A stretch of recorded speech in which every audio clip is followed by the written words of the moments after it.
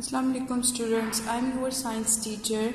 Today we will study about we depend on each other from unit number 4 characteristic of living things. This topic will be on page number 33.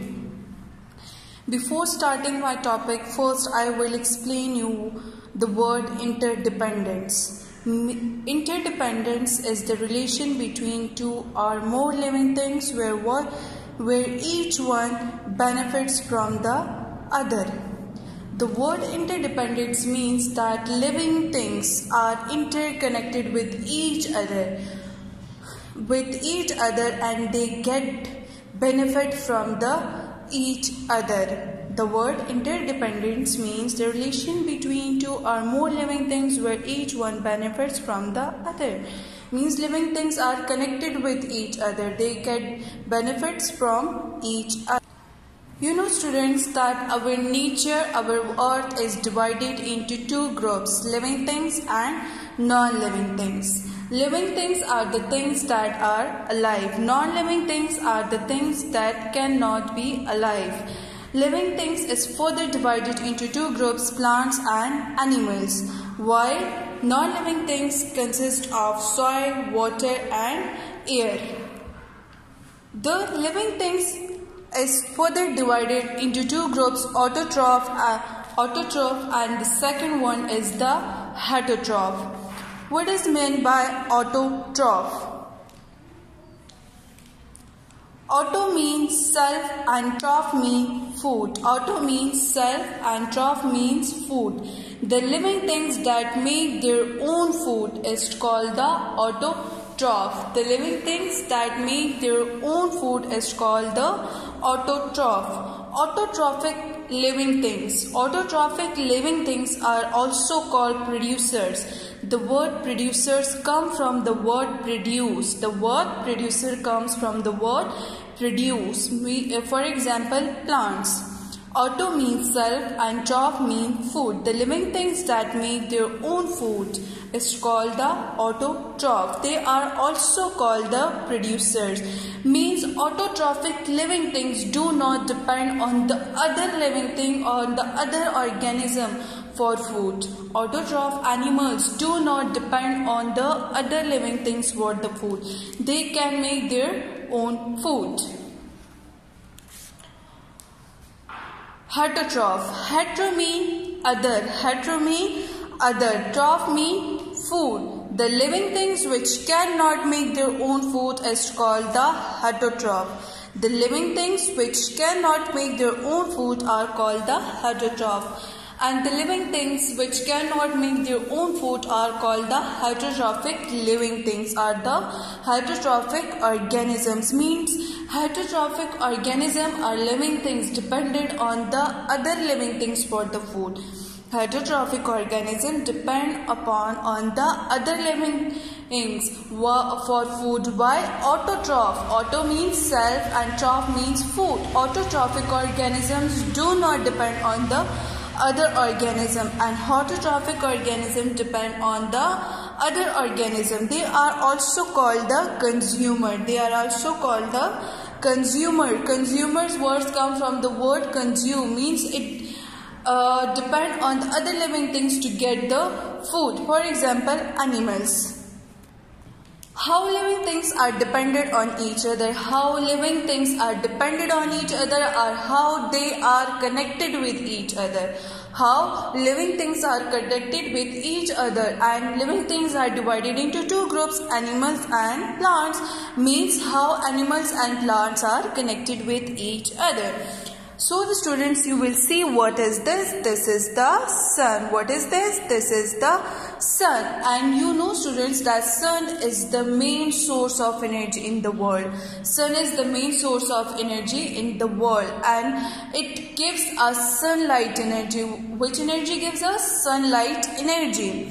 And this is the plant. What is this? This is the plant. But plant also comes in the category of living things, but it is different from other plants. From other living things.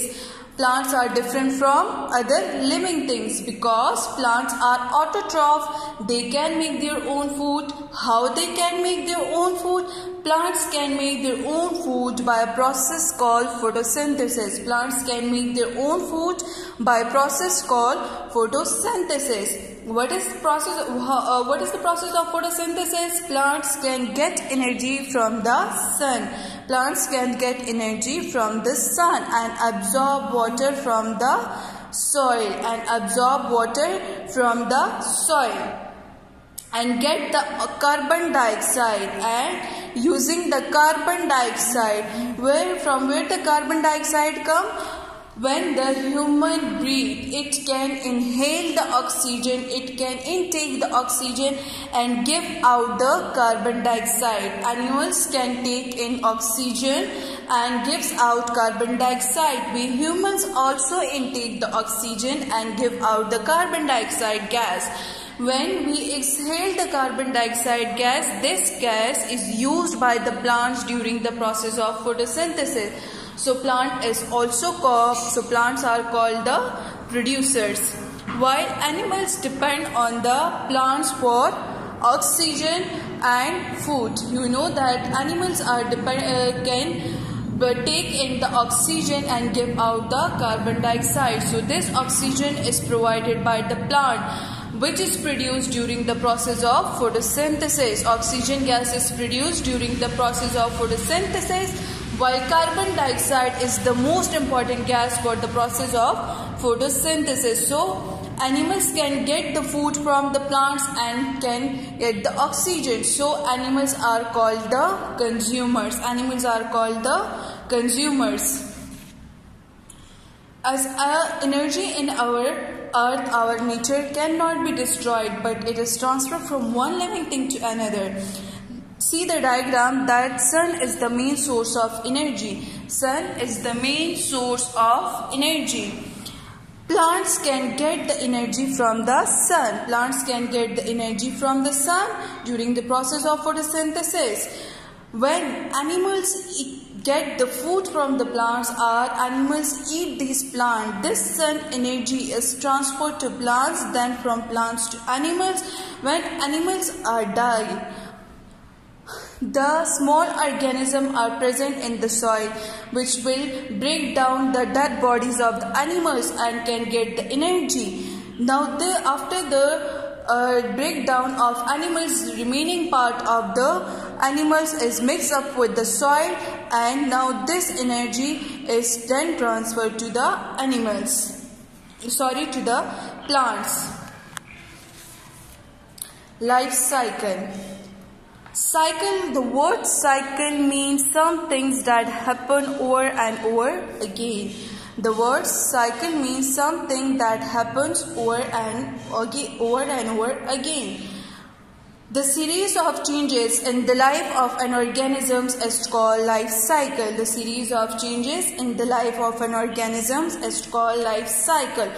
All animals passes through various stages in their life. Animals can passes through various stages in their life. Example, human. We born as a baby, then we grow up and as a child and then into adult.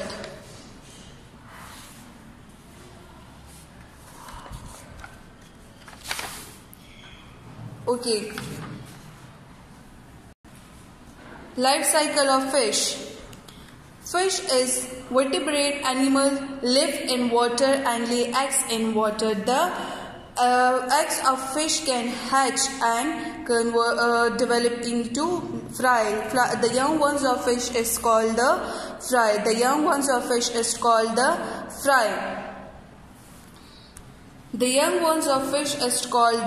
fry. After few days, the fry will develop into juvenile fish, and at this stage the scales will appear on larva and fins will be developed. Now from juvenile fish will develop into adult fish. Life cycle of frog. Frog is an amphibian. Amphibian are those animals which live both in water and on land. They lay eggs in water. It can give a large amount of eggs, and this egg is covered by a jelly-like layer protective layer, and this mass of the egg is called the spawn. The eggs of the frog is called the spawn. When the eggs are hatched, the young ones of the frog is called the tadpole. When the eggs are hatched, the young ones is called the tadpole. Tadpole is similar to fish and it breathes with gills. A tadpole then develop after some stages the legs will develop, and after this the frogless stage will come where the frogs look like an adult frog and breathe and lungs are developed and the gills are disappear. After this the tail will disappear and the frog will and the frogs look like an adult frog. Now this is your today lecture. Goodbye.